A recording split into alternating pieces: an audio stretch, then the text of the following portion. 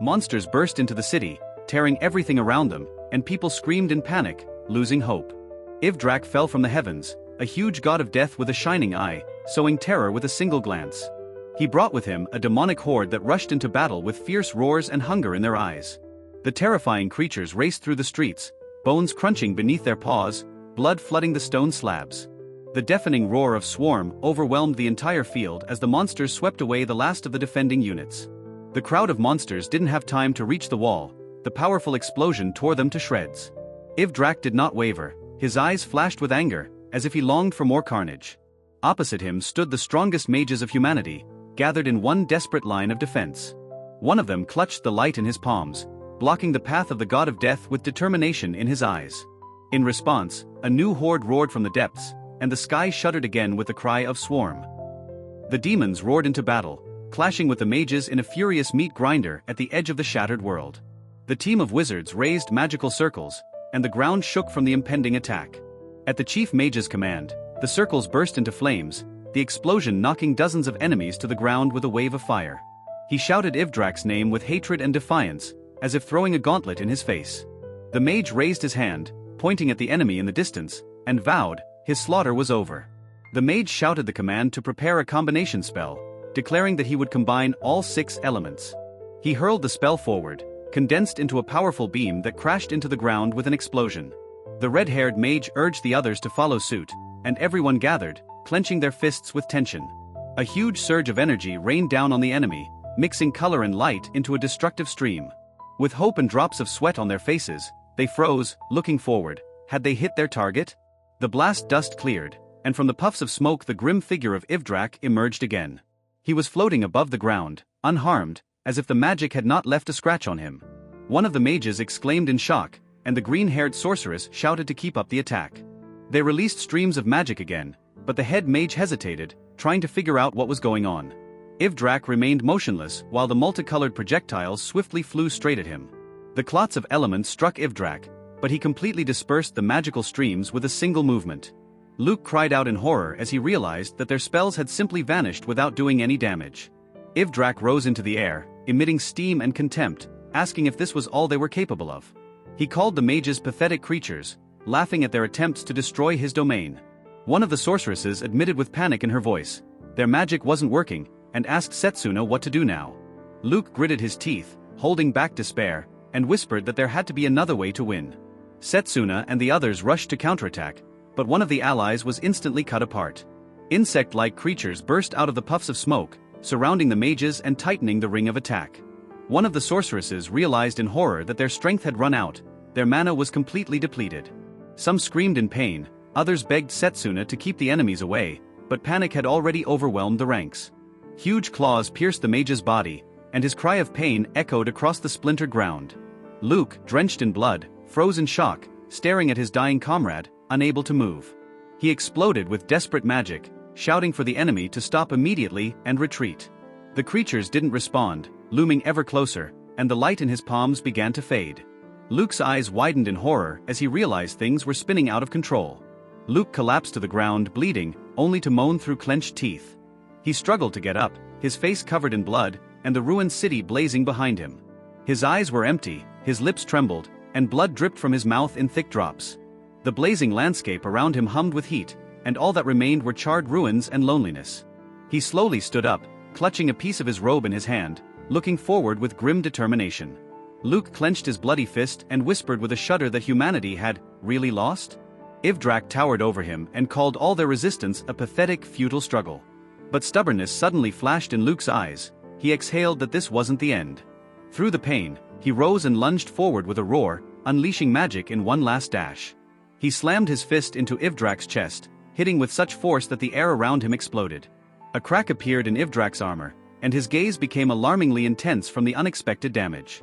He lowered his eyes to the dripping darkness from his arm, muttering a muffled in thought.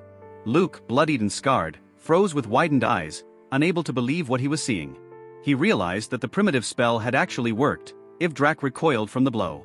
Clenching his fist, Luke whispered that not even the god of death could dispel this type of magic. Luke felt the mana drain away, and he realized with despair that he couldn't do it in this state. Ivdrak hovered over him, saying coldly that his time was up and he was just an insect. At that moment, something shone inside Luke, enveloping his body in a mysterious blue light. He looked down and saw the amulet on his chest come to life, a gift given to him by the rector. The scene went back in time where he was handed an artifact with the title, Amulet of Rebirth. The rector explained that inside the amulet was the spirit of time, giving him a chance to right one wrong. Luke hesitated, for he had never regretted anything and didn't know if there would be a reason to use it. The old man laughed and said that was the way it should be from the best graduate of the academy. Still, he added that the day might come when he would really need this amulet. And now, engulfed in a glow, Luke whispered, "My regret is." A flash of magic blinded everything around him as Luke activated the amulet, regretting the choice he had made.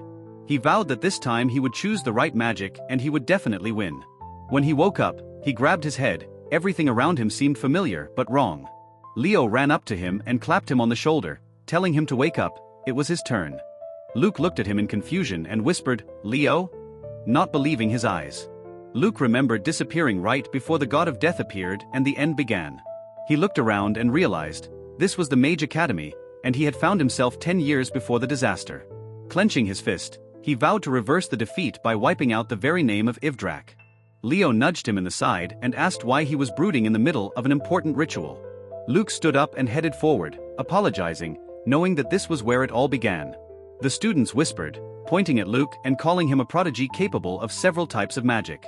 The teacher opened the book and began his explanation, surrounded by a shimmering aura of enchantments. He explained that magic is divided into schools, each with its own unique principles. Once one school is chosen, learning the others becomes nearly impossible due to the differences in structure. It's like faith, you can't follow different teachings at the same time, and Luke listened thinking. The teacher addressed Luke by name and suggested that he choose the area he wanted to specialize in. He pointed to the symbol of distance magic, confidently assuming that he would choose it. Luke thought he would have chosen long-range magic, because it seemed logical and powerful. This school allowed him to attack from afar, hitting several opponents at once and avoiding risks. But he remembered the past. Even with this power, he had become the strongest, but he had lost to Ivdrak. Luke turned around sharply, leaving the symbol of the distance magic school behind him. With a firm stride he headed towards another sign, causing tension in the hall. Stopping in front of a new choice, he stood in front of the melee symbol without hesitation. The teacher froze in shock, and the students in the hall began to whisper and ah. Leo looked at his friend in confusion, not believing his eyes. He was sure that Luke would choose ranged magic. Everyone was shocked. Of all the schools of magic, Luke had chosen melee, the most despised of them all. The teacher tried to dissuade him, reminding him that this school was sharpened for physical reinforcement. He compared Luke's choice to going into a battlefield with a rock when arrows are flying everywhere. But Luke calmly replied that he knew all that, and was still willing to give up the confession. Ivdrak, standing on a pile of the dead, came back to his mind, and he resolved firmly, that's why close combat. Luke looked into Ivdrak's face and knew that only this magic gave him a chance to win. He walked over to the melee symbol and clenched his fist, determined not to miss this one chance.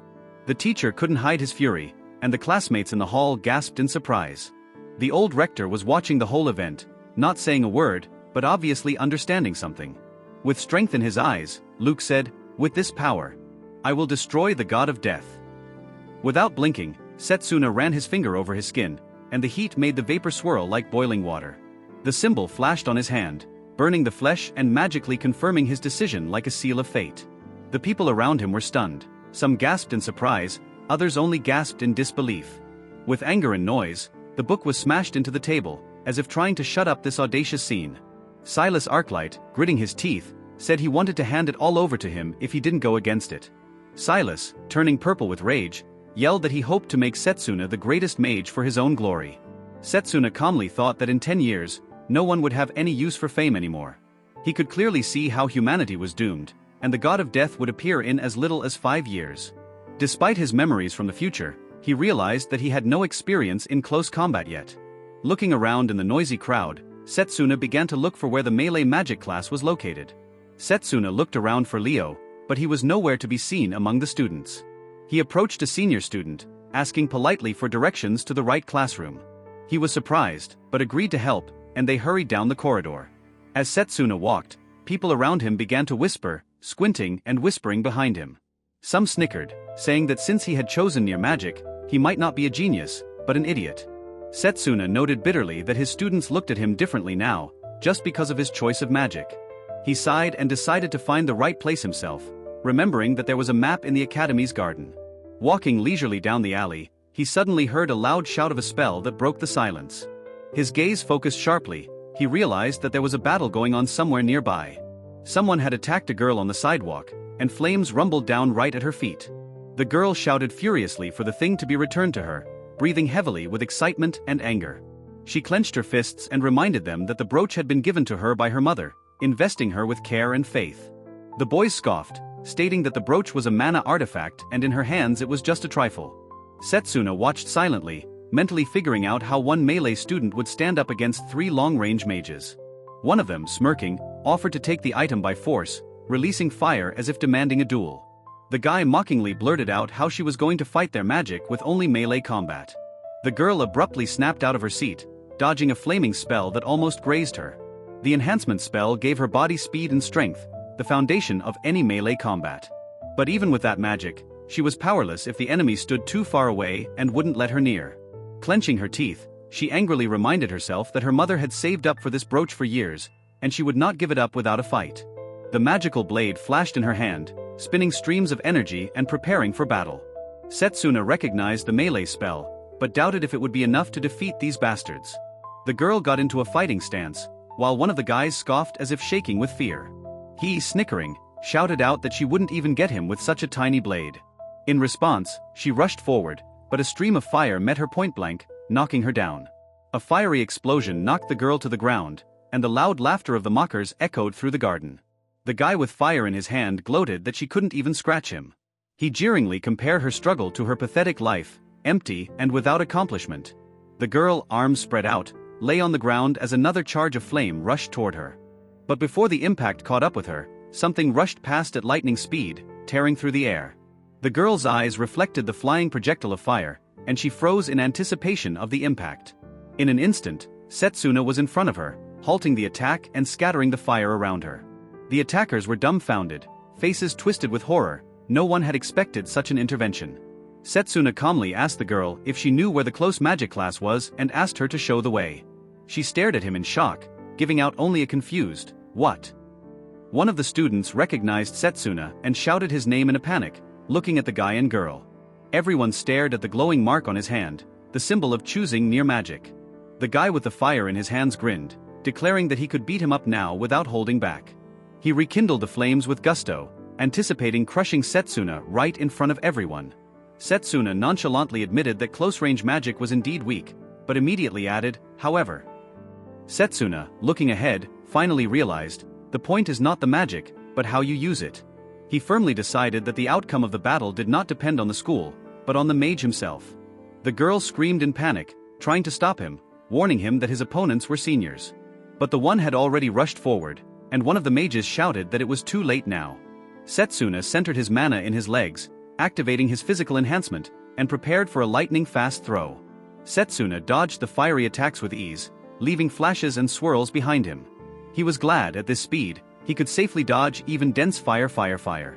With each passing second, he was amazed at his own acceleration and precision, as if his body knew what to do on its own.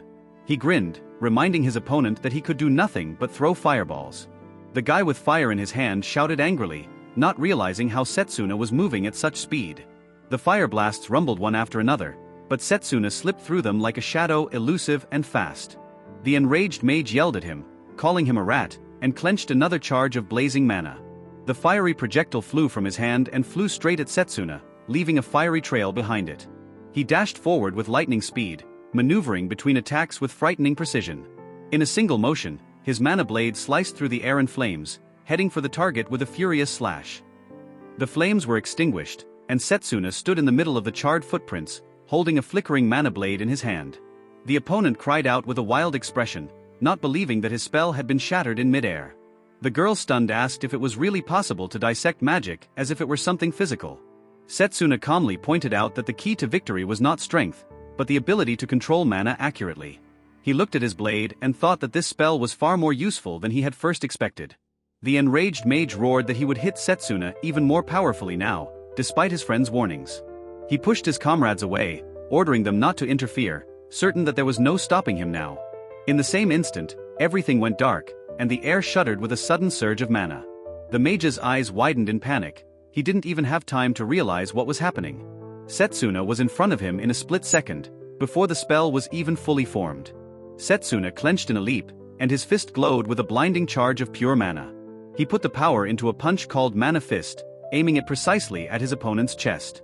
The fire spell guy didn't even have time to scream before fear froze in his eyes. One of his partners recoiled in panic, and the girl froze with her mouth open, shocked by what she saw. The fallen mage lay unconscious on the ground, while Setsuna stood calmly by his side as if nothing had happened. Setsuna clenched his fist and noted that close-range magic was really effective if you could get close to your enemy. One of the remaining guys thought in horror as he wondered how magic that was considered weak could give such power. Setsuna calmly held out his hand and demanded the return of the stolen brooch. Not wanting to repeat his comrade's fate, the latter silently placed the jewelry in Setsuna's palm. After that, the three hastily fled, supporting their battered partner and afraid to look back. Setsuna approached the girl and, holding the brooch in the palm of his hand, said that it was something important after all. He gently placed the jewelry in her hands, knowing how much it meant to her personally. Her gaze trembled with emotion. It was a mixture of gratitude, relief, and something even deeper. Clutching the brooch against her chest, she thanked Setsuna for everything he had done with a bright smile. As if remembering, he embarrassedly said that he had completely forgotten to introduce himself earlier. The girl smiled broadly and introduced herself as Layla Roseville, extending her hand towards him. Setsuna shook her palm and calmly said her name, Setsuna Cromwell. A surprised Layla exclaimed that she had heard of him, for he had a talent for all schools of magic. Setsuna demurely thought that if he told the truth, she would hardly believe it. Noticing that the ceremony had already begun, Layla suggested they hurry up and they moved forward together. Setsuna and Layla ran down the deserted path of the academy, hurrying towards the combat magic building. He noted to himself that it was the furthest part of the grounds, as if deliberately forgotten. Layla excitedly asked him to teach her the mana blade technique, impressed by what she had seen. Setsuna explained that it all came down to control, and with this approach, many fighting techniques could be created. He was adamant that once he mastered close combat, he would be able to stand up to the god of death himself. The old man sitting at the table tensely says to prepare for the invasion of the god of death. He stops talking abruptly, clenches his fingers around his lips, and casts a penetrating gaze at his companion. The spoon falls to the table with a thud, the tension between them almost palpable. He is shocked, his hands trembling as he realizes that he is a mage with two schools. The young man is dumbfounded, for he was taught that it was only possible to master one school of magic. The young man notices that the mark on the headmaster's right hand refers to summoning magic, but the left hand is a mystery. He anxiously asks what it means, but the headmaster only promises to tell him later. The headmaster looks him in the eye and confesses that he trusts him with this dangerous secret. However, the young man never learns it. Soon the headmaster is murdered after the god of death appears. He is certain, the god of death himself was behind the murder, terrified of the headmaster's power and knowledge. After killing the principal, Setsuna and the girl run towards the entrance of the academy. He tensely thinks about how to get the attention of the new leadership by wielding a melee attack. The two of them arrive at the entrance, where a strict teacher is already waiting for them. He clucks his tongue irritably when he sees the tardy students. With a chuckle, he throws in that Setsuna is not only late, but has brought a girl with him. Setsuna tries to explain himself, but the teacher interrupts him and demands that he stop making excuses.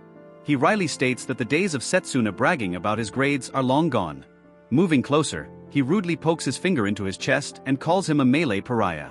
Setsuna irritably yanks the instructor's arm and asks a direct, defiant question. The man twitches in response, stunned at the question, wondering if he's really insulting his own discipline. The teacher grabs Setsuna by the collar in a rage, demanding that he dare not cross his mentor. Setsuna calmly replies that close-range magic has great potential as well. The instructor's eyes filled with anger, mentally cursing his student's insolence. He turned away abruptly and said that if Setsuna was so sure, let him prove it. On the training ground, the students are already pounding on the rocks, wringing out their last strength. One of the students shouted and struck the stone with a powerful blow, putting all his strength into it. The magic flares up, but the rock remains intact. There is only a thudding metallic sound. He clenches his fist in despair and is surprised that he couldn't even scratch the rock. The instructor explains that this test is necessary to evaluate the student's combat level. There's a crystal hidden inside each petrified boulder, and the challenge is to retrieve it in the allotted time. The instructor smirks and happily announces that those who fail will be punished. He yells that time is almost up and no one has even left a dent in the rock. One of the students complains in despair that these boulders are too strong for elemental magic. Someone whispers that maybe the instructor is freaking out over a failed promotion. Meanwhile, the instructor notices that there is one last untested boulder left. The instructor points to the boulder and orders Setsuna to demonstrate the power of close-range magic in 10 minutes. The girl exclaims in horror that the time is too short, and the rock is larger than the others. The instructor remarks with a snide smile that a minute has already been lost to talking. Setsuna stands calmly in front of the stone, while the girl tensely grips his shoulder. He places his palm on the surface of the boulder and the instructor watches with a predatory smirk. Setsuna silently touches the surface of the boulder, concentrating on assessing its structure. The instructor mockingly offers some time in exchange for repentance and a plea for mercy. Setsuna calmly replies that he only needs 10 seconds to get by. The instructor frowns, not believing his ears, and exclaims what nonsense this is. The girl panics and yells at him not to talk nonsense, but Setsuna only smiles quietly. The instructor gloats, reminding her that it took even him 30 minutes to move a boulder like that. He's dumbfounded that Setsuna doesn't refuse and is going to fulfill what he promised in 10 seconds. Setsuna calmly activates the magic and says he's ready to start right now. Inwardly, he decides that he owes it to himself to be the best to get the new headmaster's attention. A magical weapon flashes in his hand. The tip sparkles, cutting through the air with a sharp whoosh. Setsuna rushes forward with incredible speed, his body enveloped in magical energy. The instructor laughs smugly, confident that the student will fail despite his talent. The boulder begins to crack, cracks quickly spreading across the surface with a deafening sound. In the next instant, the rock explodes, flying apart in 1,000 pieces. The teacher freezes with his mouth open, unable to believe what just happened. Setsuna raises the crystal in front of the astonished instructor, demonstrating the completion of the test. He calmly asks if he wasn't right, clutching the crystal in his outstretched hand. The instructor cries out in shock, unable to believe what he is seeing. The wide-eyed girl whispers that he really did get the crystal. The other students are shocked to admit, Setsuna shattered a stone that no one else could handle. One of the students is horrified to realize that Setsuna may be stronger than the instructor himself. The instructor is furious, yelling that he won't let himself be fooled by a cheap trick. He accuses Setsuna of cheating, stating that it wouldn't take 10 minutes to destroy such a rock. Setsuna calmly parries that if that's the instructor's maximum, he should go back to studying. Suddenly, a muscular man with a tattoo intervenes in the scene, calling out the instructor by name. The man abruptly grabs the instructor by the head, pinning him down with obvious irritation. He coldly asks if the man is back to bullying students. Appearing to be Lionel, he scratches his head lazily, clearly in no hurry to intervene. Yawning, he states that the commotion woke him up, and adds, Setsuna didn't cheat. He clarifies, Setsuna simply caught the flow of mana within the stone and used that. Setsuna accurately hit the stone's most vulnerable point, destroying it with a single blow. Lionel chuckles and rebukes the instructor for not even knowing such basics. He gets the attention of all the students to give them an important lesson. Lionel announces that instructor Zachary will now demonstrate the mana guard technique. He himself activates the aura and adds with an icy smile that with proper training, it won't kill. Zachary screams in panic, begging for mercy and promising he won't make the same mistakes again. Lionel easily breaks through his defenses and unleashes an overhead kick. With a clatter, the instructor flies into the ground, and a wave of energy ripples through the hall. Setsuna is amazed at how quickly Lionel broke through the defense without giving a chance. He tensely stares at the man, wondering who he is and where such power comes from. Lionel claps Setsuna on the shoulder with a smile and calls him an impressive fellow. He adds that it's especially worthy for a school of close magic, the weakest of all. Setsuna confidently declares that he won't lose to the other branches and will be the best in his class. Lionel smiles approvingly, saying that he is pleased with this attitude. He looks off into the distance and thinks that he didn't expect to meet another madman like him. Lionel thinks with a smile that he was counting on one student for the competition, but an unexpected opponent appeared. He asks everyone to listen to him again and is about to reintroduce himself. Lionel announces that he is the head instructor of the School of Near Magic, greeting everyone gathered. He admits that he is a little early, but he is ready to choose a representative for the inner tournament. This tournament is a competition where 8 magical departments fight for the honor of their faculty. Each department chooses one representative, and they battle each other in a tournament format. Setsuna decides that he will be the representative again this time, just like in the past. He notices a fortified boulder fragment left behind from the destruction. Lionel informs him that Setsuna is not the only one who successfully passed the first test. It turns out that another student obtained the crystal before Setsuna did, and did so with his bare hands. Setsuna examines the debris and realizes that this is where it came from. He notices the direction the rocks are flying and realizes someone has punched the boulder with tremendous force.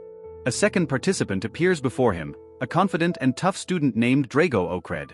Drago steps closer and asks if Setsuna is standing in front of him. He asks with interest why such a prodigy would want to study in the weakest division. The guy with the cold stare stepped forward confidently while he was scornfully shouted not to be ridiculous. The opponent angrily reminded him that his family had been studying close combat magic for generations. He clenched his fists and stated that he had trained physically for 17 fucking years. A sudden burst of energy blew the students away, causing them to scream in horror and shock. Stepping up close, he issued a challenge: if you want to represent the department, prove it in battle. Before returning to the past, he had already heard of him, the best student of the combat magic department. Smiling, the protagonist calmly offered to set up a duel right here. Drago, glumly patting his comrade on the shoulder, agreed and scheduled the fight in a week. He was leaving with a threat: if you're a melee mage, fight fair, and die. The students discussed with interest who would win and confidently bet on Drago. Getsuna anxiously asked if he was sure he could beat Drago in a fight. The protagonist calmly replied that he wasn't, which dumbfounded her to the point of mute surprise. He realized clearly, against a body chiseled by years of training, he had no chance now. But he added firmly that there was a way out, and walked away at a brisk pace. Wasting no time, he and Getsuna took off in the direction of the forest, leaving the others behind. Getsuna froze with her mouth open, amazed at where he had brought her. They were standing in front of a giant tree, awe-inspiring in its mere appearance. The protagonist said it was his secret training spot, shrouded in a green glow. He smiled demurely and admitted that he gets 3 times stronger than usual here. Getsuna looked up and realized it was the world tree, standing here for 1,000 years. The world tree flashed with a bright light, emitting a powerful wave of magical energy. The protagonist acknowledged with a grateful smile: the tree had accepted him once again. Getsuna watched in amazement as the green glow surrounded them and asked what that light was. He explained that it was the tree's blessing, restoring mana to those it recognized. The hero opened his palm and added, "Here he never worries about lack of magic." The protagonist excitedly said that he can train to his physical limits here. Getsuna admitted admiringly that it was amazing, but still reminded her of Drago's strength. Clenching her fists, she decided to repay the hero for the brooch and finally help him. Full of determination, she suddenly ran away, shouting that she would go spy on Drago. Meanwhile, in the combat magic training room, Drago was hard at work with weights without knowing it. Getsuna watched with bated breath from behind the door as the gym scanned her presence. She stared in shock at what was happening, unable to believe her eyes. It was unbelievable. Drago was calmly performing a bench press with monstrous weight, while someone was admiringly counting to 10. With a muffled clang, he completed the approach, flashing his muscles under the gazes of his comrades. He frowned and asked if there were any fortified boulders left, prompting a surprised question: was he going to smash them all? Drago calmly walked out of the hall, explaining that he wasn't going to smash the stones, he was borrowing them. Gritting his teeth, he began squatting with monstrous weight, stubbornly counting each repetition. Getsuna, watching through the slit, wondered in horror if he was even human after that. Realizing the danger, she ran backwards in panic, mentally exclaiming, "Setsuna, are you sure?" Meanwhile, Setsuna sat at the base of the world tree in complete calmness, preparing for battle. Setsuna calmly flipped the page of the book, reading each line with concentration. The cover read clearly, "Martial Arts Manual, his new training tool." Getsuna came running in panting and indignant. Now was not the time to just sit and read. She remembered Drago doing push-ups with boulders on his back and couldn't believe her eyes.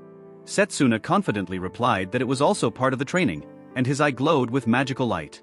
Setsuna turned another page, his eyes glowing with concentration and magic. Getsuna asked with interest what he meant by this strange form of training. He explained that strengthening the body through mana allows you to strengthen your limbs and fists. If you channel mana into the brain, it improves memory, he added without taking a break from reading. He slammed the book shut and placed it neatly on the stack of books he was reading. Setsuna stood up confidently, threw off his cloak and said it was time to try out the techniques he had learned. Leafy lowered himself smoothly from the tree and his gaze instantly became focused. With a sudden movement, he delivered a precise kick with his foot, causing a powerful energy surge. His movements were swift and graceful, as if he had merged with the wind itself. Getsuna watched this with her mouth open, stunned by what he had just displayed. Getsuna exclaimed in admiration that Setsuna had learned all the moves in a matter of moments. But pain flashed in his eyes, throbbing in his temples and causing alarm. He staggered abruptly and sank to his knees, causing Getsuna to scream his name fearfully. There was a gash on his arm, and he wondered to himself where it had come from so suddenly. Gathering his strength, he explained that he was purposely pushing his body to the limit with amplification. Setsuna showed a hand shrouded in a green glow and said he could speed up the recovery. A flash of energy traveled across his skin, and the clenched fist became strong and whole again. Getsuna asked in alarm if he had to go that far for victory. He replied that he would not be able to catch up with Drago, who had been training since he was a child, by normal methods.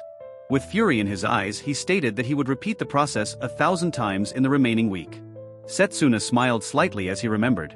No, this wasn't the first time he had encountered difficulties. He admitted that practicing always took him back to those distant days. When he didn't have magic yet, he dedicated himself to trying hard every day. Little Setsuna threw heavy balls over and over again, striving to become stronger. He failed time after time, but never, not even for a second, did he think of giving up. The small ball, surrounded by a magical aura, trembled in the air under his control for the first time. The boy with shining eyes made it hover, taking the first step towards real magic.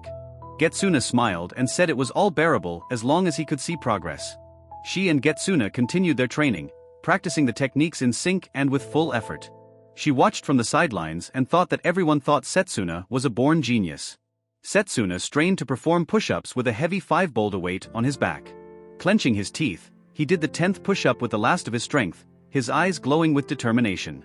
Getsuna thought with a warm smile that even though everyone was talking about his talent, he was just working harder than everyone else. The day of the fight came, and the arena filled with spectators in anticipation of the fight. Drago grinned, recognizing that at least he didn't run away and came out to fight. Setsuna said with confidence that he wasn't going to back down, he wanted to be the spokesman for the division. The referee raised his hand and asked loudly if both competitors were ready to fight. Their eyes met and tension flared between them like sparks in the air. The referee's voice boomed over the arena, announcing the official start of the duel. Setsuna instantly snapped out of his seat, dodging Drago's powerful attack with a flash of blue aura. Setsuna activated magic and his legs lit up, intensifying the speed of his next move. He threw a series of furious blows, but Drago repelled them with a powerful mana shield. Setsuna stepped back, gliding around the arena, gauging his opponent's reaction. He realized that Drago had blocked every attack thanks to his mana shield. Drago got into a fighting stance, clenching his fists and amplifying his aura to the limit. Setsuna tensed as Drago tore forward with furious speed, surrounded by a wave of magic. Drago clenched his fist with anger, raising a vortex of energy around him before striking. With a clatter, he slammed into the ground, unleashing a wave of force that split the arena. A blast of air rained down on the spectators and Getsuna shrieked, covering her face from the gust. She screamed his name in horror, not knowing if he had survived such an attack. From the cloud of dust, both fighters emerged unharmed, standing opposite each other. The onlookers exclaimed in shock, unable to believe that the two had undergone the ritual of choice only a week ago. Setsuna tensely thought that if that blow had hit accurately, he wouldn't have survived. But Drago was already on the attack again, delivering a lightning-fast blow with incredible power. He roared with anger and lunged, aiming for his opponent's body. The forceful blow crunched the guy to the floor, his hands shaking as if he was swallowing pain. His opponent swings his foot in, knocking him down like a sack, his whole body jerking from the impact. His face twisted with anger, he yells, "Seriously, all you know how to do is defend yourself, you lowlife?" The guy tries to attack, but his blow is deftly blocked, as if taunting him, "Pathetic, you're too slow." He leans in, almost whispering mockingly that with such a dead body it would be better not to live. The girl whispers anxiously that even a week of training is clearly not enough to defeat Drago. Dust flares in the arena as the fight continues, the movements are swift but the pressure is mounting. The man with the stern look thinks that at first glance everything looks like he's losing. Drago rushes forward, leaving a whistling trail behind him, preparing to deliver another crushing blow. The guy blocks the attack, but is thrown back with a resounding kapow, then a deafening thwack. After the powerful blow, Drago clenches his fist with a smirk and shouts a battle cry, savoring the moment. The watching man notices with interest that Setsuna is skillfully parrying the attacks by controlling mana. Setsuna deftly dodges and responds with a counterpunch, powerfully knocking Drago back with a wham sound. Drago shouts with hatred that all these elite are forever despising melee magic as something inferior. Setsuna silently brings his hand up to his forehead, his gaze becoming cold and focused. Drago growls that his family was humiliated just because they are melee mages. He squeezes his hand and it begins to vibrate with mana, flashing with an ominous light VWOM. With sword in hand he shouts that he will prove his power to everyone, rage boiling in every muscle. Setsuna silently activates his magic, his blade pulsing with energy, his gaze as calm as ice. Both fighters snap out of their seats, tearing the air as a swift dash erupts between them. Swords clashing with a deafening clang, clang, sparks of mana flying in different directions. Drago swings in a wide arc and the light of his blade slices through the air with a whoosh swing. Setsuna dodges at the last moment, leaping over the blade, narrowly missing the blade with her body. Drago leaps upwards with a swing, spinning his sword and leaving a swirl of mana behind him, swoosh. He falls from the sky like a comet and the sword crashes to the floor with a deafening slam, shattering the tiles. Drago rushes forward with wild determination, lunge, his face contorted with rage and a thirst to prove himself. Setsuna meets the onslaught, standing firmly on the cracked platform as if ready to take the blow with her forehead. Blades collide with a resounding clang, the vibration from the impact piercing the air like a roll of thunder. Setsuna swung his sword sideways, the metal scraping against his opponent's blade with a whistling scrape. A memory flashes back to where they laughed at him, calling him an idiot for choosing close-range magic for show. Setsuna lowers his gaze and says he partially understands where Drago gets all this anger from. He looks up, adding that despite that, he has a score to settle with him. Blades collide with a powerful clang, and Setsuna piles forward, crowding his opponent. He throws a glare in Drago's face. Weren't they aiming for something more than just revenge? Drago whispers in a stupor, "What?" shocked by his opponent's sudden strength and words. Drago springs into action, crashing into Setsuna with a crushing overhead kick, smash, his face contorted with anger. He grits his teeth and whispers to himself in disbelief, does he really have a bigger target?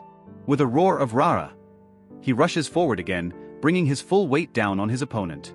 The opponents rush around the arena at lightning speed, their movements leaving sharp marks in the air. Setsuna turns on the boost, accelerating sharply, physical boost, acceleration, and attacks with a cascade of swish punches. Drago crosses his arms, defending himself from Setsuna's attacks, waves of blue mana erupting around him. The girl excitedly exclaims that Setsuna's strikes are finally starting to pay off. The watcher notes that while Drago is good, Setsuna's level of control and amplification is just as impressive. Setsuna decides that in order to break through such a powerful defense, he needs to create a gap. He jumps up sharply, and Drago doesn't hesitate to rush after him with a leap. Drago charges his sword with mana and the blade begins to pulse, emitting a low hum VWOM. He chops down sharply with a powerful slash, leaving a bright trail of energy behind him. With a loud cry of RHHHHH, he unleashes a series of attacks, as if intent on breaking through at all costs. Setsuna barely has time to parry the blow, and the swords collide again with a resounding clang. He frowns, realizing, this attack is dangerous, and to ignore it is to invite trouble. Drago unleashes a powerful wham with fury, and the floor around Setsuna cracks with the force.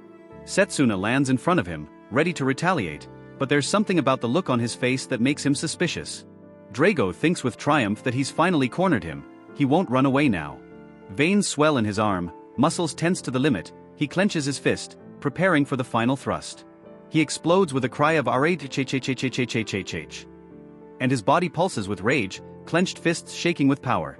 The girl exhales in panic. What's even going on? Her eyes wide with shock. Setsuna stands still, and Drago appears in front of him with a whoosh whoosh ready to attack. Drago rushes forward with a face contorted with rage, but in Setsuna's eyes is cold concentration.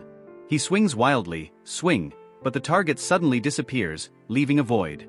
Confused, he stares forward and thinks, what the hell is this, an afterthought? Setsuna explains that by concentrating mana in one point, it's possible to create the illusion of movement. He deftly sidesteps Drago, leaving behind only a shimmering trail as he glides through the air. Drago barely has time to turn around, but is hit in the side and recoils with a stifled groan.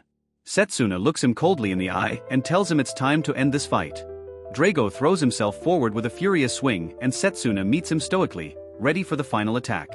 Drago growls in desperation, lunging at Setsuna with one last, reckless scream. The girl jumps up from her seat in shock, unable to believe her eyes.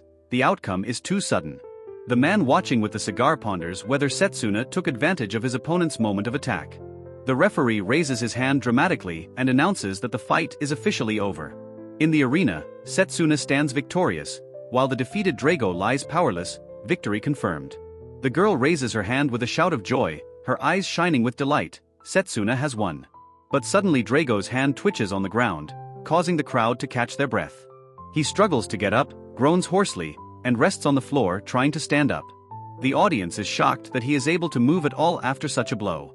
And Drago himself whispers in rage that that blow wasn't even delivered at full force.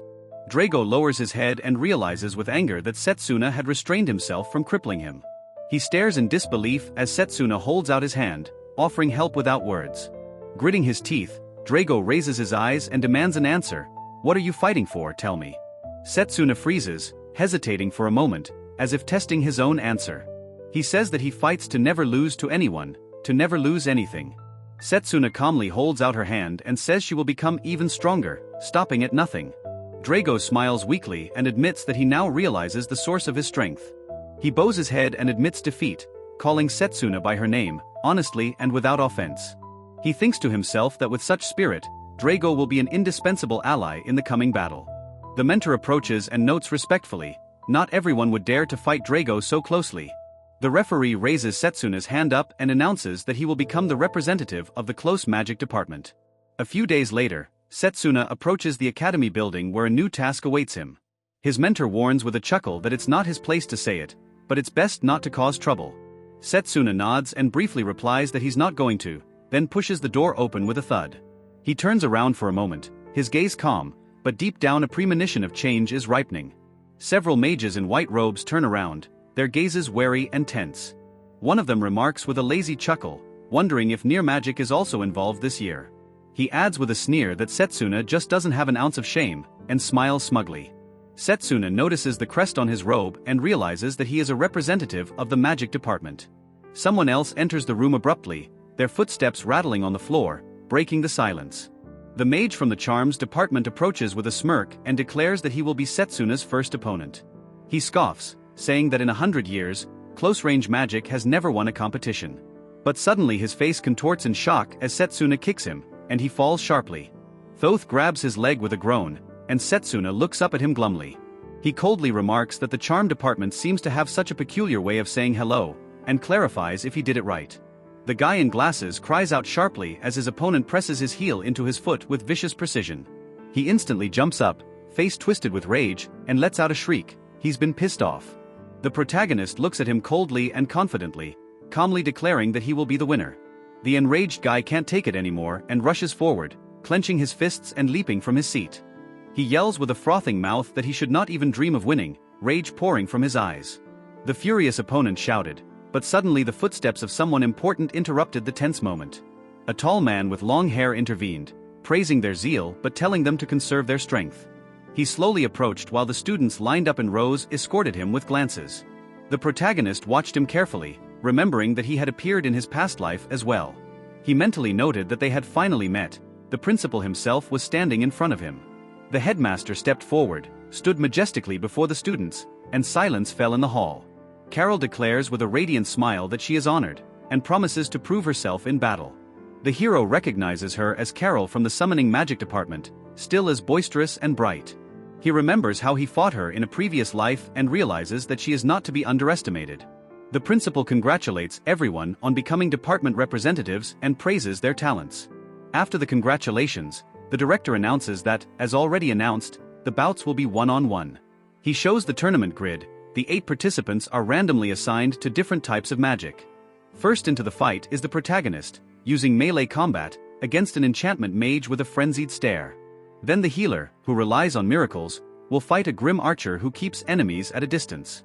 The third pairing is Carol, who summons monsters, and the mage who controls magic circles. The final, 4th battle is between an irregular magic user and a matter-transforming alchemist. The principal explains that the tournament is a chance to personally experience different branches of magic in action. He says with a slight smile that he looks forward to seeing how they perform in battle. Carol nods cheerfully, encouraging the others, and loudly confirms the words, "They are ready." When the headmaster turns around, everyone bows at the same moment, showing respect and battle resolve.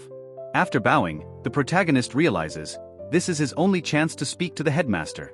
He rushes forward before he leaves, his footsteps echoing through the hall. He raises his head and calls out loudly to the headmaster, causing him to turn around in the empty hallway. The headmaster is mildly surprised to see that he is a member of the melee division. The protagonist calls himself Setsuna Cromwell and says he has a favor to ask. Setsuna asks permission to learn more about the principal's magic if he wins the tournament. He bluntly says that he wants to learn his second specialization, despite the difference in directions. The headmaster's eyes go wide in surprise, clearly not expecting such a request from a student. He squints his eyes, looking intensely into Setsuna's face as if trying to remember something. The next moment, the air around him thickens, and Setsuna feels a strange vibration hanging over him. Magical energy suddenly surges around the headmaster. He looks at Setsuna with dangerous seriousness. Setsuna freezes, sensing how powerful his interlocutor is, and realizes he obviously suspects something. He glances at his hand with the magic sigil, thinking of a way to defeat the god of death. There is no doubt, he cannot back down, even if he cannot reveal all the reasons for his request. If melee combat wins for the first time in 100 years, everything will change, and his request will seem quite reasonable. Setsuna stands before the headmaster, surrounded by a magical glow, the tension still hanging in the air. He looks straight into his eyes, confident, not hiding his intentions, completely open in his words. The headmaster watches him silently, and then acknowledges, there is no hidden intent in those words. He agrees, and with a slight chuckle, promises to reveal the truth if Setsuna wins. Setsuna bows with sincere gratitude, clasping his hand to his chest, and says firmly, "Thank you." The headmaster warns with a slight chuckle that the path to his training will be far from easy. Setsuna calmly states that she will still participate and achieve the opportunity to learn from him. Smiling, the headmaster approves of his attitude and walks away, leaving behind a sense of challenge. Setsuna, watching the sunset, reflects on returning to the academy after 10 years and being bored in his free time. He eats the bun happily, pleased with the taste, and decides to thank Layla for this advice. Setsuna sits on the bench and ponders that with 10 days until the battle, it's time to get ready. Suddenly a voice comes out declaring that there is no need for that. Someone has clearly attacked. A massive blow lands from above, and Setsuna barely has time to block it with his magic. He bounces back, and a stone golem suddenly summoned right in the square stands in front of him. A mage with glasses appears from behind the wall, calmly saying he was targeting the blind spot. Setsuna realizes that the enemy has revived the stone golem with an enchantment spell. The goggle-eyed mage clenches his teeth with rage and declares that he will massacre it right now. He raises his hand, filling it with magic, and the air begins to vibrate with increasing power. In a frenzy, he shouts that Setsuna must pay for the humiliation, causing another wave of pressure.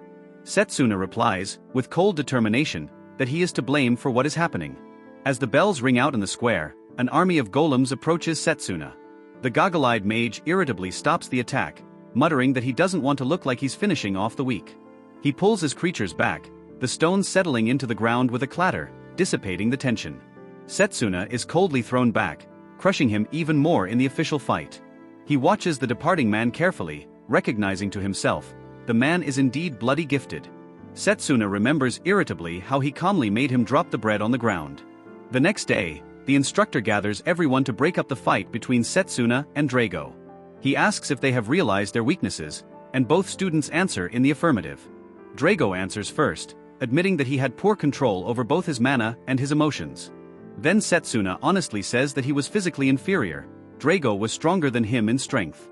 The teacher praises both of them and reminds them that one can only grow through admitting one's own weaknesses.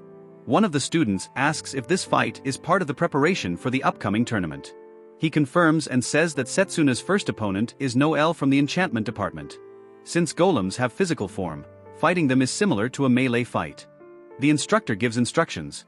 Drago must attack from different sides, simulating a mass attack by the golems. The instructor instructs Setsuna to block Drago's blows and practice counterattacks. He nods silently. Drago warns that things will be different now, fists clenched and determined.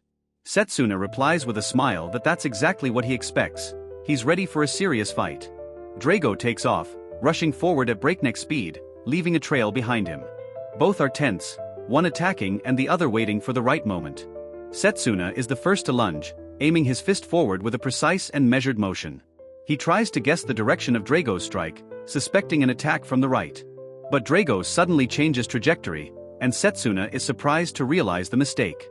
The powerful blow hits him squarely in the forehead, knocking the air out of Setsuna in an instant. He winces in pain, recognizing to himself that he reacted just a split second too late.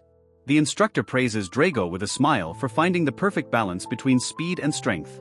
Drago fires off a series of punches, quickly alternating lunges, making Setsuna guess the direction. He moves swiftly and precisely, closing in with a powerful lunge to the target. Setsuna tries to anticipate, will it be a left hook like last time? But everything turns out to be a trick. The punch from below changes trajectory dramatically, and it was a feint. The instructor praises Setsuna for his quick judgment and asks him to use his footwork now. Setsuna responds readily, instantly adopts a stance and begins to move across the floor. He sidesteps with lightning speed, dodging Drago's attack with precise calculation. With a counterattack, he rushes forward, determination blazing in his eyes. He moves differently now. Among those watching, one of the students breathes heavily, stunned by the speed and technique he has seen. Drago breathes heavily as he wipes away the sweat and admits that it was a great workout. The instructor praises both of them for their movement and assures them that they will be able to handle the golems in a couple days. Setsuna says with a slight smile that despite the praise, he's not going to relax. The instructor notes to himself, Drago is good at the core, but Setsuna is a natural instinctualist. Finally, in the glow and grandeur of the arena, the signal sounds, the long-awaited tournament has officially begun.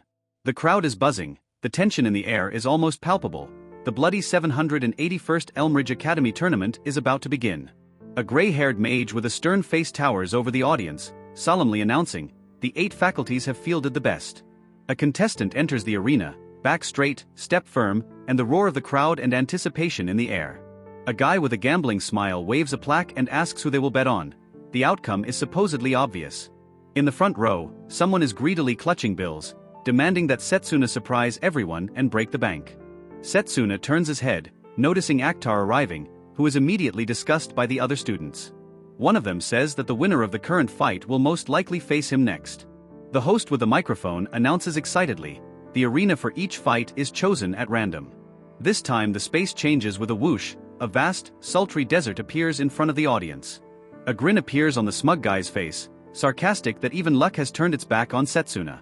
As the audience scoffs, someone loudly declares to Noel that the nearby mage isn't even worth messing with. Noel jumps up, full of rage, and yells to shut up and wait for the outcome of the fight. The crowd chuckles and Setsuna, barely smiling, tells Noel to calm down, looking forward with a slight sneer. The announcer slowly raises his hand, preparing to give the start. The silence before the storm hangs in the air. He waves his hand dramatically and with a shout announces the start of the first match, tearing the tension to shreds. The crowd roars with excitement as the referee loudly announces the start of the first battle in the arena. Cromwell, standing confidently, holds up a black chip and asks Setsuna if he knows what it is. Setsuna squints frowningly and calls it a fortified stone, wondering what the catch is.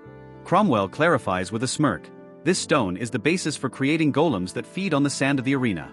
The sand begins to gather rapidly, surging upwards, and Cromwell towers over it with his hand raised. A huge stone arm erupts from the pile of sand, piercing the surface of the arena with a cracking sound. An intimidating golem rises before Setsuna, massive, as if hewn from armored rock. Cromwell raises his fist smugly and declares that this is not all, ratcheting up the tension. Streams of energy erupt from his hand and arcs of light flash into the sky, cutting through the air. The crowd freezes as whole squads of golems grow behind Cromwell's back, and he chortles, suggesting Setsuna survive as best she can. Noel jumps up from his seat in panic and exclaims, unable to believe his eyes, how many are there, these golems? Cromwell chuckles indulgently and replies that the desert can create an infinite number of them. Mockery can already be heard from the audience. Someone loudly declares that the outcome of the match is predictable. Cromwell turns to Setsuna with a caustic smile, offering to say his parting words before defeat. Setsuna stares calmly ahead, and his short that causes Cromwell to raise an eyebrow in surprise. Setsuna stares coldly and says he expected more from Cromwell. Disappointment is audible in his voice. Cromwell flashes with rage, his eyes widen and he screams, unable to believe what he's heard. He loses his composure and orders his golems to attack, accompanying the command with an angry shout. The golems rush forward with thunderous force, each step a thud on the ground, and Setsuna remains in place. The next instant, the arena explodes in a firestorm, and an alarmed shout erupts from the crowd, Setsuna. Cromwell laughs at the top of his voice, shouting frantically that Setsuna has paid for his insolence. A worried question is heard from the audience. One can see absolutely nothing in the dust storm. A thud is heard through the veil of sand as one of the golems shakes its entire body. There is a sharp crack, a deep crack appears in the golem's body, the rift spreading wider and wider. As the dust begins to settle, Setsuna can be seen standing still as the golems collapse around him. Setsuna stands amongst the rubble, calmly stating that he learned how to destroy fortified stone long ago. Cromwell backs away in horror, eyes widened as he whispers that his special golems have been destroyed. He angrily kisses through his teeth that he can create them endlessly, and calls again for a new wave. But even the fresh golems are no threat, Setsuna breaks through them with ease. In the next second, he pierces one of the golems with a powerful jerk, leaving a fierce trail of energy behind him. Cromwell grips the stone in desperation, screaming that this isn't the end, he'll create new ones. Setsuna takes off in a whirlwind, and in a split second is right in front of him. He looks into his opponent's eyes and coldly throws out that luck is clearly not on his side today. A powerful blow knocks Cromwell sideways, and he squirms in pain, barely conscious. He flies off across the arena, leaving behind him a cloud of dust and a furrow, as if he had been thrown out by a whirlwind. The spectators whisper in bewilderment, trying to comprehend what just happened in the arena. The shroud of sand begins to dissipate, and everyone strains to see the winner. When a figure is finally visible, a voice announces the triumphant winner: Setsuna has won. Setsuna stands calmly amidst the destruction and mentally summarizes the first match won with ease. Noel glows with joy, clenches his fists and shouts with delight that he has won. The crowd is stunned, some whisper in amazement, wondering if he misheard him: a nearby mage has won. Others can't believe their eyes and speculate that Cromwell has simply run out of mana. Some try to justify the outcome of the battle, blaming it on fatigue or Setsuna's random luck. The head teacher clenches his teeth, but admits that Cromwell didn't lose by accident, Setsuna was stronger. The purple-haired student standing to the side smiles quietly, thinking that the fight with Setsuna might be interesting. The purple-haired student smiles ominously and ponders that it would be a good idea to back up beforehand. The second match begins in the arena, and the magical forest erupts into a raging battle. Setsuna walks up the steps and Noel happily greets him and praises him for his victory. He sits down next to him and explains that watching the fights will help him better prepare for the next round. In the arena, summoning and formation magic clash. So far Carol, the master of summoning, has the upper hand. Carol rushes forward on top of the wolf summoner, unleashing glittering spells of chilling power. The formation mage counterattacks, blasting trees with streams of energy and trying to make his way closer to her. He leaps from one magical seal to another, raising puffs of smoke and explosions in the thick of the forest. Setsuna watches carefully and admits, despite losing, the formation mage is acting quite spectacularly. Noel admiringly notes their spectacular techniques, and Setsuna quietly adds that she will still choose close combat. Setsuna looks at Layla and asks why she chose close-range magic when she could have gone the other way. Layla answers calmly, she was once saved by a melee mage as a child, and it changed everything. She remembers playing with her younger brother in the forest when they were suddenly attacked by an angry bear. When there was no hope left, a figure of someone rushed towards them with terrifying speed. In a single blow, the mage threw the beast away, and the terrified children saw for the first time what real power was. Layla's eyes light up with admiration as she admits that she thought then, she wants to be that strong. She smiles embarrassedly and says it sounds childish, but it inspired her nonetheless. Setsuna looks at her seriously and replies firmly, not at all, it's a worthy cause. He adds with confidence that people can grow stronger indefinitely if they have a goal. Layla smiles warmly, blushes slightly, and breathlessly utters, really? He. The crowd of students are relaxing in the bleachers when a familiar voice approaches Setsuna cheerfully. It's Leo. Leofel Elmcrest, one of the best shooting mages, smiles broadly and raises his hand in greeting. He praises Setsuna for the fight and notices Layla nearby, hinting at their connection, causing her embarrassment. Layla flares up and starts to make excuses, but Setsuna only interjects in surprise at what Leo meant. Laughing, Leo suggests they sit together and walks away, leaving Layla blushing and everyone confused. Setsuna, looking at Leo thoughtfully, asks why Akhtar is the one competing in the tournament from shooting magic and not him. Leo sighs heavily and explains that Akhtar is a tricky type and things didn't turn out the way he expected. He says that he was tricked and didn't even have time to apply for selection. Akhtar set it all up. Setsuna, watching him closely, realizes that Akhtar is the type of person who will do anything to win. Somewhere, far away from the tournament arena, children are laughing and playing carefree in a luxurious hall. A purple-haired mage opens a mysterious chest with sinister berries and flowers hidden inside. He smirks as he clutches the object in his hands, and a grim, dangerous confidence wafts from his gaze. The second round of the tournament begins in the arena, a duel between shooting magic and close combat. The floor beneath the arena collapses with a rumbling crash, revealing a hellish arena of red-hot lava flows. The announcer warns, whoever falls will not only lose the match, they will burn in a blazing inferno. Someone in the crowd remarks that Setsuna will have a hard time even getting close to Actar in this arena. Two faculty members watch from the podium, and one says that the atmosphere is fitting for the head of the rifle department. The man with the mustache clenches his teeth and promises angrily, Setsuna will regret choosing close combat. The purple-haired mage adds grimly that regret is possible if Setsuna shows up for the fight at all. The tournament host with a microphone announces that the melee magic contestant still hasn't arrived, and has only 5 minutes left. The crowd in the audience was taken by surprise. Someone in the audience exclaimed with shock, not believing his eyes. A guy with a flamboyant expression grinned, enjoying what was happening and clearly anticipating the developments. The girl with braided hair walked to the door and knocked, indicating that she was about to enter. When the door ajar, she anxiously asked if he was okay and how he was feeling. The protagonist answered her calmly, assuring her that he was fine as usual. The protagonist, as the conversation continues, suddenly warns the girl to be careful of the vase standing right in front of her. He explains that it is a magical artifact, activated by touch and capable of absorbing large amounts of mana. The girl jerks her hand away in horror and, with concern in her voice, asks how such a dangerous object ended up here. The shock on her face intensifies when she wonders if he was hurt, concerned for his safety. The protagonist confidently replies that he has dealt with everyone, mentally suspecting Actar as the culprit and noting his caution. Immediately after the protagonist expressed his suspicions, there was a knock at the door and the girl turned around and he became wary. 3 smiling children appeared before them, one of whom happily held out a bouquet with words of request to accept it. The protagonist wondered why they had come, to which the children explained, they had been instructed to hand over the flowers. While one of the kids pointed off in the distance, the protagonist was silently looking in that direction, obviously thinking. She suggested with a smile that perhaps she had an admirer, and the children whispered that he was too shy. Suddenly the bouquet falls out of the girl's hands and with a thud it falls to the floor. The youngest of the children clutches her head, breathing heavily and complaining of a sudden dizziness. She grows weaker before her eyes, barely able to stay on her feet, her breathing hitches and her body begins to shake. The protagonist instantly recognizes the strange spots, exactly the kind he saw during the war.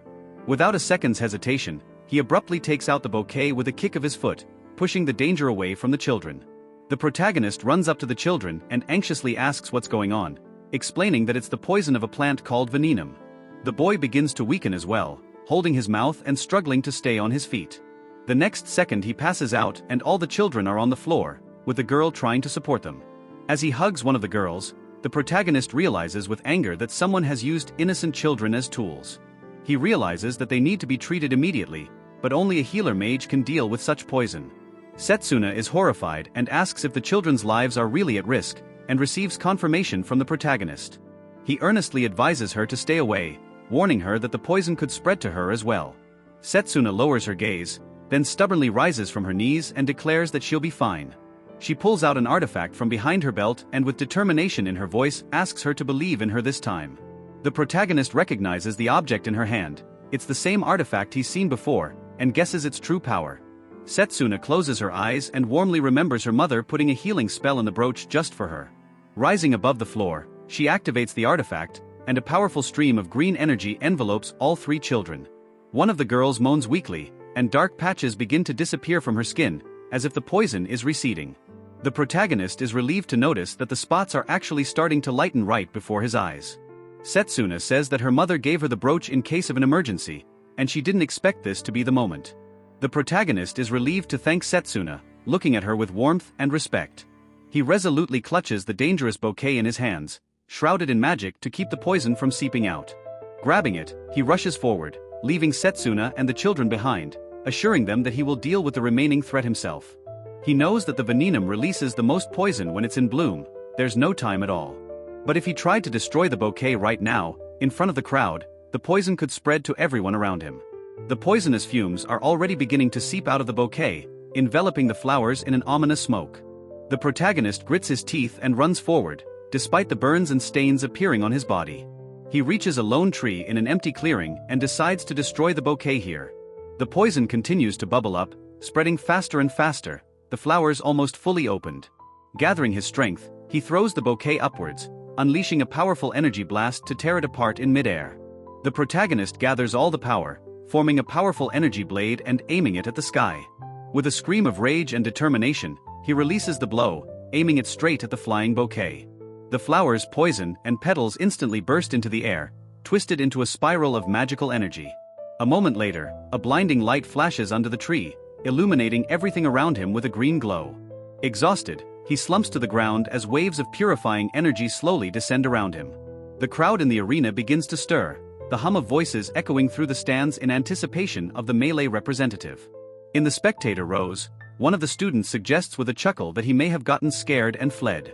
The official announces that if the contestant doesn't show up on time, Akhtar will win by default. But at that moment, out of breath and with wounds on his body, the protagonist steps forward, interrupting the judge's speech. He loudly declares that nothing is over yet and issues a challenge. He is now ready to fight Akhtar. Akhtar looks forward with a mad smile and mockingly admires his opponent's bravery. To the cheers of the crowd, he enters the arena, enjoying the attention and drama of the moment. He hints with a snide laugh that the gift he prepared to win the first round came in handy. The protagonist accuses him of using dirty tricks, including poisoning and dragging children into danger. Akhtar pretends to be surprised and denies everything with feigned naivety, claiming he doesn't know what he's talking about. The protagonist holds back his rage, clenching his fist as Akhtar mockingly calls everything that has happened a trifle. Akhtar chuckles and cynically states that the children might even be proud that they helped him win.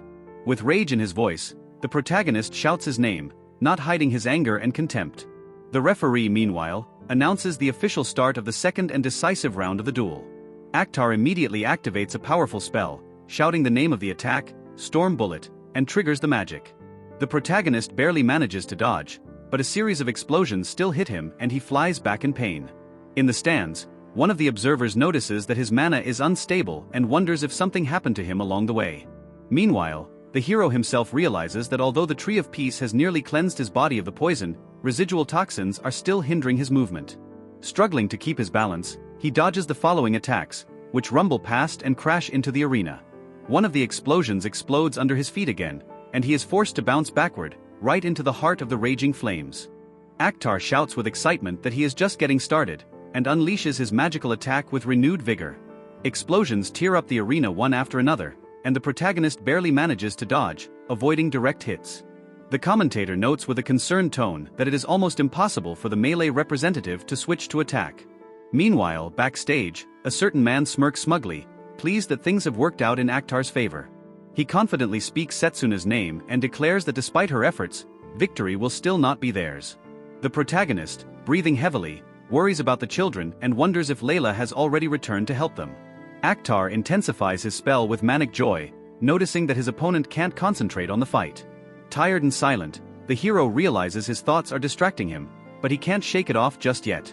In the audience, two students discuss with a chuckle that a near mage can't overcome long-range magic. Akhtar, on the other hand, taunts him in full voice, unleashing more charges and suggesting that he surrender while he is still standing. The protagonist decides to use a defense made of mana, hoping it can withstand Akhtar's attack. He concentrates and strengthens the barrier, electrical pulses running through his fists before striking. A flash of bright light engulfs his figure. He takes the attack head-on, not backing down a single step. Blood drips onto the arena and he struggles to his feet, wounded but still not giving up. Akhtar, filled with laughter, points at him and scoffs, calling it a pitiful sight. The protagonist narrows his gaze, his eyes full of focus and something that pierces the fog of battle. He takes a step forward through the puffs of smoke, and asks Akhtar with a sneer why he has suddenly stopped. He explains that ranged mages are supposed to finish an opponent when they see his weakness, not lose momentum. But instead, all Akhtar has been doing all this time is talking, and the protagonist begins to suspect that he is hiding something. Akhtar admits with a wry grin that even under the onslaught of attacks, his behavior has still been analyzed. This is impressive. The protagonist hears Akhtar's words and looks around. He is standing on a lonely ledge, surrounded by boiling lava. One of the onlookers notes with a shout that he is completely trapped, with little chance of escape. Akhtar declares with a manic grin that he is striving for perfection, and everything is going exactly according to his plan. He raises his hand, summoning a new tornado of spells, and shouts the name of his next attack, Storm Cannon. The spectators in the stands watch anxiously, and one of them grits his teeth and utters through the tension, Akhtar raises his hands in a whirlwind of magical power and announces that everything is over, the final blow is near. The protagonist, despite his fatigue, anxiously calls out to Setsuna, hoping she's still around.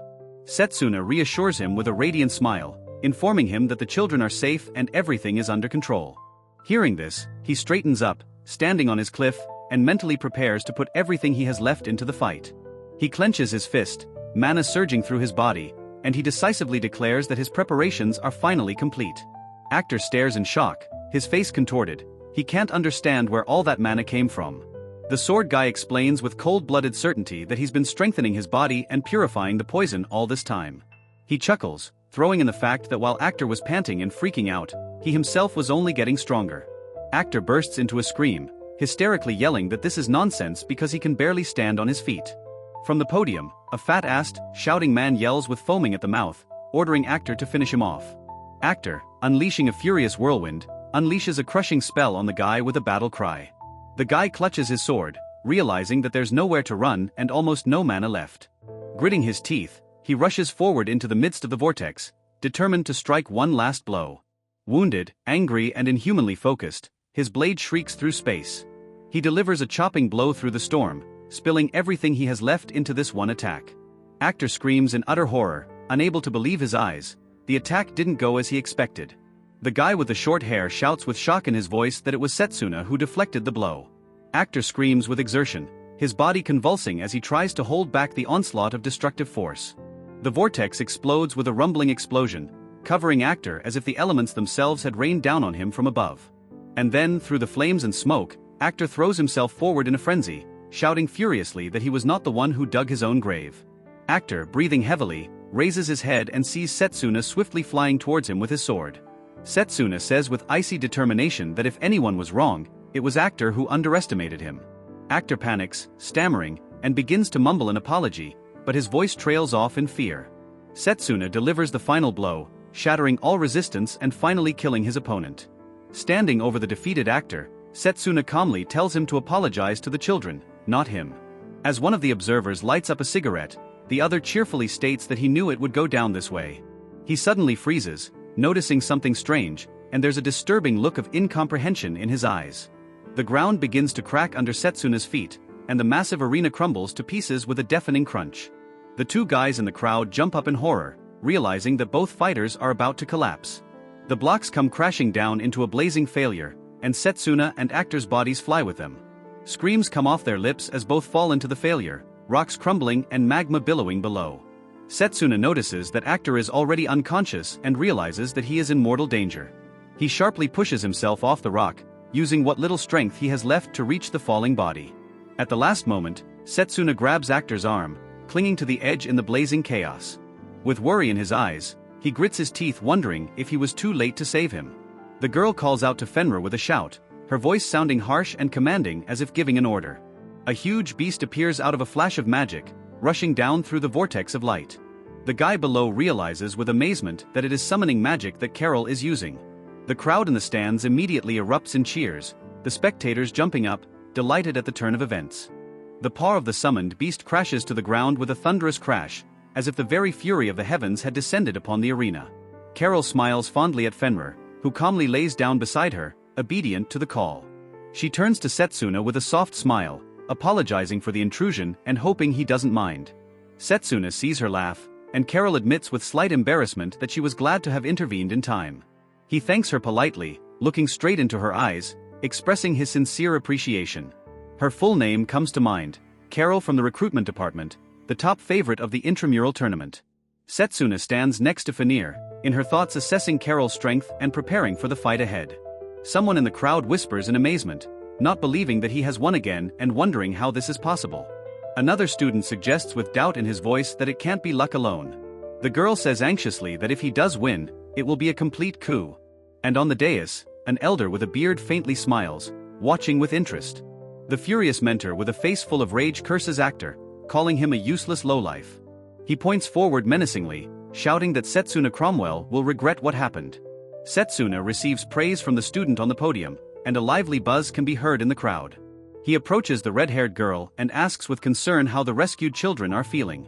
She smiles warmly, assuring him that they are in the infirmary and will make a full recovery very soon. Setsuna smiles with relief, saying he's glad, the children are fine, he was really worried. But a sudden pain pierces his head, and misunderstanding and worry flashes in his eyes. He tenses abruptly, as if he sensed something foreign, and begins to look around warily. When he rises, he turns around and walks away, leaving the girl staring at him in surprise. She asks softly what's wrong, but Setsuna discreetly replies that everything is fine without revealing her alarm. Setsuna tenses up, remembering that moment. He clearly felt the magic overflowing with bloodthirsty rage. He looks at the academy anxiously, not realizing what the hell is going on there. The sun is already setting, and he stands in front of the smoking ruins, feeling the tension building in his body. The final match is only a week away, and that frightening magic still haunts him. He clenches his fist, determined to get stronger, and at that moment a heavy step sounds nearby. The man discreetly asks Setsuna why he called him to such a secluded place, if something is wrong. Setsuna says bluntly that he wants to learn one particular technique and hopes the man will teach him. He clarifies, the technician nicknamed Lionel, Comet Fist, is interested, and watches carefully for a reaction. The man chuckles, recognizing that he was once called that, and wonders how he knows it. Setsuna clenches his fist with determination, mentally glad that his hunch was correct. Setsuna recalls the legend of a great fighter whose name he had heard in the magical army before returning to the past. This melee mage was said to have destroyed a dragon with a single blow, but then disappeared without a trace. He smiles to himself, his hunch was confirmed, this man was indeed that master. Setsuna bows politely, asking with sincere respect to be taught the ancient art. The man laughs, scratching his head, and says that the Comet Fist is almost a forgotten story. Setsuna, clenching her fist, firmly states that the past doesn't matter, Lionel's power is still real. Lionel, exhaling smoke perplexed, asks why he needs to get stronger so desperately. Setsuna replies without hesitation that just being capable is no longer enough, he's not going to lose anymore. He looks straight in front of him and says that he will not back down even if the enemy is invincible. Lionel laughs out loud and admits that Setsuna really is one hell of an interesting guy. Raising his hand, Lionel warns Setsuna that this technique is too dangerous for a student, but he'll show him nonetheless. He clenches his fist with a predatory smile and a storm of mana instantly rises around him, a vortex filling the space. Setsuna, watching, realizes in shock that so much energy is concentrated into just one punch. Lionel, standing at the epicenter of the magical explosion, explains, this is what earned him the nickname Comet Fist. He adds that this blow is always enough, and tells Setsuna not to blink and to watch carefully. Setsuna shields herself with her hand from the shockwave as the blast from Lionel shakes the entire area. Dust rises into the sky and a huge crater is left on the ground, the result of a single impact. He looks at the destruction with admiration and admits that he didn't expect such power. Lionel explains that the technique requires the concentration of a huge amount of mana in his fist and is difficult to fight. Setsuna confirms without a shadow of a doubt that she still wants to learn and says with a smile that she is looking forward to it. Immediately after agreeing, Lionel commands to begin immediately and calls Setsuna to follow him down the forest path. Meanwhile, in the rich room outside the windows, Carol sits alone, immersed in her thoughts. With her conversation partner across the room, she politely thanks her for congratulating her on reaching the finals of the tournament. The clatter of the cup on the saucer accompanies the question, is she really sure that she can beat the representative of the melee? Carol smiles radiantly and replies that the outcome is unknown, but she'll just give it her best shot. Carol replies with a polite smile that she wouldn't mind another cup of tea. She rises and goes to get her tray when a sudden tension permeates the room. Suddenly, her gaze is frozen, her body stiffens, and there is a strange purple burst of magic in the air. She looks up, perplexed as to what just happened, sensing something amiss. A magical symbol flashes on the back of her head, emitting a mysterious hissing sound, as if something has awakened. Dishes fall to the floor with a clatter, and Carol collapses to her knees as if something has sapped her strength. The shadow in the room coldly ponders that it would be ideal to defeat Setsuna, but if he fails, he'll get rid of both of them. In the distance, a rumble rips the sky, as if nature itself sensed the approach of something dark and dangerous. Someone's hand clenches into a fist, shrouded in magic, and the air around them begins to vibrate. Setsuna breathes heavily, standing up in a puff of dust, and tensely asks if the machinery is ready. The man with the cigar smirks in shock. The kid learned the spell in only a week. He remembers with anger how he himself jerked off over this fucking technique for 2 fucking years. The protagonist clenches his fist, barely able to contain the buzz. The charge bullet lessons are finally complete. The stadium roars like a wild beast, the air shaking with anticipation as if the earth itself is on edge. The commentator yells into the microphone as if to tear his voice off, the Elmridge fucking tournament finals are about to begin. Finalist Carol from the draft department comes out after 2 solid wins and looks pretty damn confident. Her opponent is Setsuna from the close combat division, turning the tide of the entire tournament. In the stands, the discussion continues unabated, with one student asking who they think will win. The guy with the animated face immediately bets on Carol. She blew everyone away without a chance. But the girl next to him smirks, giggles, and says that after the last fight she was rooting for Setsuna. The crowd of schoolgirls squeals with delight and yells in support of the close combat department. The arena for the finale resembles the ruins of a goddess, rough, broken, as if it's calling for a fight itself. A powerful barrier erupts over the arena. The defending mage seals the ground for the real meat grinder. The red-haired student is thrilled to see a fair fight at last, and the man next to her snickers, not jumping to conclusions. Setsuna calmly surveys the arena, her gaze focused and collected, as if aiming for something invisible. Setsuna looks toward the stands and mentally reminds the headmaster of his promise for the victory. The gray-haired headmaster watches silently, his face stony, but there is tension in his eyes. Carol notices with a smile that Setsuna has clearly prepared for the fight more seriously than anyone expected. She raises her hand with the magical creature and offers to fight to the fullest, without mercy. Finally the signal sounds. The final fight between Carol and Setsuna that everyone has been waiting for begins. Carol commands the summoned wolf, shouting out, "Go Fenrir!" And the wolf instantly rushes into action. The beast's yellow predatory gaze meets Setsuna's focused but surprised gaze. Fenrir blasts the arena with ice magic, a torrent of cold rushing straight at Setsuna. Setsuna maneuvers between the ice bombs and is startled. They are loaded with snow blizzard. Carol, with a gambling spark in his eyes, recognizes his speed, but prepares his next strike.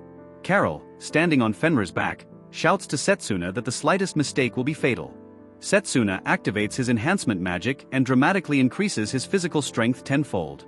He bursts through the ice beams, leaving only blurry flashes behind him. With a burst of acceleration, he flies upwards, spinning within the vortex of energy, ready to strike. The sword in Setsuna's hand slices through the air and plunges straight into Fenrir's body. The red-haired female student on the podium glows with excitement, exclaiming that Setsuna had succeeded. The man sitting next to her frowns and hesitates. The summoned creatures are just blobs of mana. Carol calmly says that Fenrir will recover quickly, and the wolf is already back on track. She praises her familiar and launches it into an attack, while Setsuna prepares for her next move. Carol smiles widely, recognizing her opponent's strength, and hints with excitement that it's time to move on. An icy whirlwind rips sharply through the arena, and Carol and Fenrir stand in the center of the storm. Setsuna notices with alarm as the ground crackles beneath her feet. The entire field begins to be covered in ice. The coating spreads rapidly, engulfing the arena. The stage becomes a frozen hell. Someone in the crowd guesses, the cold created by mana does not go beyond the barrier. On the ice field, with the amplified effect, Fenrir's attacks will become many times more deadly. With icy fire in his eyes, someone is watching and wondering, "What will you do now, Setsuna?" The protagonist frowns, realizing that conventional strikes are useless in this fight. He decides not to stall, knowing that stalling will only make him lose more. Setsuna bets on charge bullet and abruptly rushes into counterattack. He pushes himself off the ground, tearing up ice and rocks, preparing to strike with all his might. In the stands, one of the students notices that Setsuna isn't attacking at all, only fighting back. Nearby, a girl tensely whispers his name, while the others watch the arena anxiously. The man suddenly freezes with his mouth ajar, as if he realized something important. The red-haired student asks what's wrong, but he waves it off, hiding his excitement. He realizes, charge bullet requires mana accumulation, and that's extremely risky in a duel. Setsuna, with precise mana control, concentrates all the power right into a clenched fist. The man with the cigar smiles nervously as he notices this. It's not an easy thing to pull off. Carol, watching him, tensely thinks that whatever he is up to, we can't wait any longer. She summons a new familiar, a giant bird, and shouts, "Garuda, go!" Someone in the stands yells in shock, unable to believe their eyes. She's summoned 2 familiars at once. The man with the cigar watches with admiration and mutters hoarsely that this is an incredible talent. Garuda and Fenrir simultaneously descend upon Setsuna, clutching him in a deadly pincer. A powerful blast of cold shakes the arena. Everything disappears in an icy mist and utter confusion. A red-haired student from the stands screams his name in panic, unable to hide her fear for him. But through it all bursts Setsuna's clenched fist, charged with blinding blue energy. Setsuna bursts in between Garuda and Fenrir, blasting the icy arena with a wave of pure energy. He whispers glumly that he knew, Carol will play her ultimate trump card right now. Carol is shocked, her eyes widen, she can't believe he blocked the attack. Setsuna with a battle cry delivers a powerful blow to both summoned creatures at the same time. At this time, someone in the shadows activates magic and whispers that they won't let them go too far. The shadows snap their fingers, an unknown magic with an ominous purple glow is instantly activated. Carol freezes as if a needle has been stabbed into her spine, a wave of pain runs through her body. She screams in agony, and energy crackles around her as if her mind is being squeezed from the inside out. Setsuna rushes towards her in panic, shouting her name without hiding his alarm. With widened eyes, he looks at what is happening and can't believe it. Is this really control? A dark silhouette rises from the depths of magic. It is the magic of the god of death himself. Carol's familiars shake, and Setsuna freezes. The entire arena is enveloped in an ominous aura. He realizes in shock that it does indeed resemble the magic of the death god, but how? Carol shudders wide-eyed, her body trembling from the unbearable pressure. She cries out in pain, and a powerful stream of dark energy bursts from her hand. The spectators in the stands squeal with delight, unable to believe their eyes. How many familiars does she have? The man with the cigar slaps his forehead in fury. It's definitely not Carol's magic. He jumps up and yells for them to stop the fight and remove the barrier immediately. But there is a disturbing silence outside the arena. Only a castaway can break the defense. In the darkness, someone is watching the chaos with a wry smile, whispering that everyone is probably already looking for him. The mage hidden in the shadows frowningly confirms. Yes, he is the barrier shaper. Monstrous thugs are summoned into the arena, and Setsuna barely dodges their furious strike. Fenrir, Garuda, and the new monsters collide in chaos. The fight turns into pure madness. Setsuna decides to use mana detection to track down whoever is controlling this nightmare. But the mysterious enemy lazily waves a finger and tells Setsuna to focus on survival. The Garuda dives down with a fierce scream, aiming straight for Setsuna. An instant later, the beast crashes into him with such force that everything around it flies into splinters. Setsuna screams in pain as he is pinned to the ground by a massive paw. His body is thrown across the ice and he flies like a rag doll, leaving a trail of debris behind him. In the stands, a red-haired student cries out in horror, calling his name, shivering in fear. Setsuna, covered in blood and magical burns, can barely stay on his feet, clutching an arm engulfed in energy. The enemy from the shadows mockingly says that even he won't find him in such turmoil. The man with the cigar is terrified. Setsuna won't have time to charge another blow, there's no time. Carol is breathing heavily, leaning on Fenrir, her body is about to collapse, the magic is out of control. She whispers weakly, "Run!" And in the meantime, shadows and wolves rush at Setsuna from all directions. Setsuna rushes forward with a broken face and shouts to Carol that she realized someone is controlling her. Carol shudderingly looks at him, unable to control her body, and whispers, "Kill you." All of her familiars, distorted and furious, rush at Setsuna at the same time, as if on command. He bursts through the wolves flying at him with fury, determination flashing in his eyes. His fist of blue energy crashes down on one of the beasts, knocking it down with the force of a hammer. The mage thrusts his hand into the ground with a furious scream, and the sinister silhouette of the beast flashes behind him. He thrusts forward sharply, lunging towards the beast with icy fury in his eyes. The beast lunges to attack with a roar, but the mage grabs it with lightning speed and hurls it to the ground. With a cry of Rhea, the creature flies off to the side, kicking up dust and blood as if caught in a hurricane. From a high place, an old man with a sharp, tense gaze and a clenched jaw watches coldly. The older mage rushes up the stairs, thinking anxiously that Setsuna will be in danger as well. He speeds up determinedly, realizing that he must find the mage who had placed the barrier. Gasping with exertion, he says Setsuna's name anxiously, pressing his lips together. Meanwhile, Setsuna, bleeding, struggles to hold on, clenching her teeth in pain. A magical beast falls swiftly from the sky, and Setsuna turns her head around in horror. Setsuna with a tempestuous face stabs the beast through, tearing the flesh with a furious blow. He breaks down into a scream of pain, blood streaming down his face and his eye twitching from the exertion. With horror, one of the girls covers her mouth with her hands, exhaling, "He's been shot in the leg." The crowd of students screams in panic, one of them exclaiming indignantly that this is overkill. The enemy walks forward in cold blood, accompanied by the beast, and declares with grim certainty, "It's over." Grinning predatorily, the mage directs the command downward, and the magical beast rushes forward to attack. The huge wolf rushed forward with a roar, the ground trembling beneath its every step. Mouth open, the beast looms over Setsuna, roaring in a way that shakes the air. It slams into his body, blood spurting, and Setsuna is terrified, trying to push him away. His jaws snap shut with an eerie crunch, and unbearable, savage pain floods everything. Setsuna's face contorted, screaming in unbearable pain, blood pouring from his mouth and neck. In training, the instructor addresses the group, asking what is most important in close combat. One of the students suggests it is strength, the power to instantly crush an opponent. The instructor turns his back and says that's not what's most important. He smiles, clenching his fist, and explains, the most important thing is not to flinch under the blow and finish off the enemy.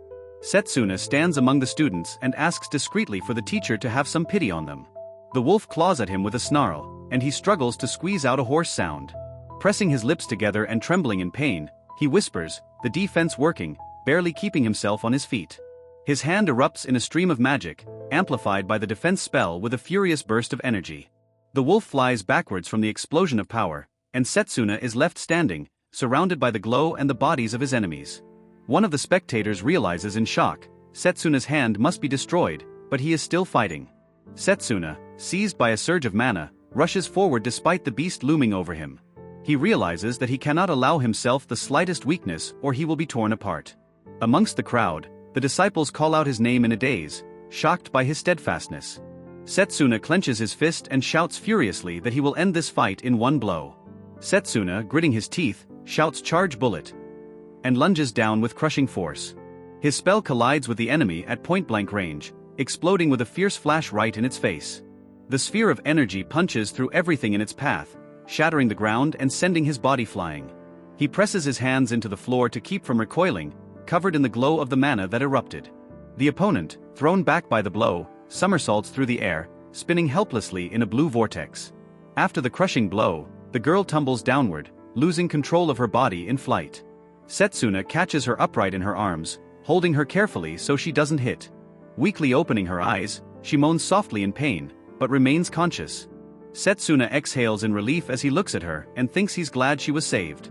The murmurs of onlookers can be heard all around as he kneels down, cradling her to him.